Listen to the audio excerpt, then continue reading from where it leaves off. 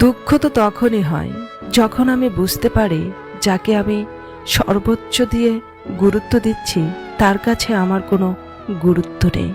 সময়কে প্রশ্ন করেছিলাম আমার অপরাধটা ঠিক কোথায় ছিল। সময় মুচকি হেসে উত্তর দিল, তোমার অপরাধ একটাই, তুমি মানুষ চিনতে ভুল করেছ। আর তারা সেই সুযোগে তোমাকে টিস্যু পেপারের মতো ব্যবহার করে নির্দ্বিধায় ছুঁড়ে ফেলে দিয়েছে।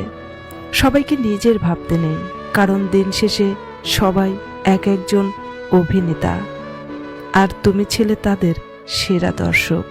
যে তোমাকে সত্যি ভালোবাসে সে তোমাকে ব্যবহার করে না। আমি কারো শখের মানুষ না, আমাকে ছাড়াও থাকা যায়, আমাকে ছাড়াও বাঁচা যায়। আমি কারো গল্পের মূল চরিত্র হতে পারিনি।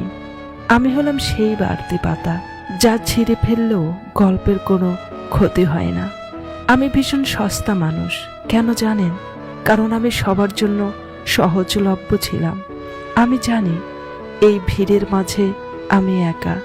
আজ যারা পাশে আছে কাল তারাও কোনো এক নতুন অজুহাতে হাতটা ছেড়ে দেবে। সবার প্রয়োজনে আমি ছিলাম, আমার প্রয়োজনে কেউ ছিল না। যতক্ষণ দিতে পেরেছি সকলকে, সকলে ভালোবেসেছে আমাকে, তাতে কোনো দুঃখ নেই।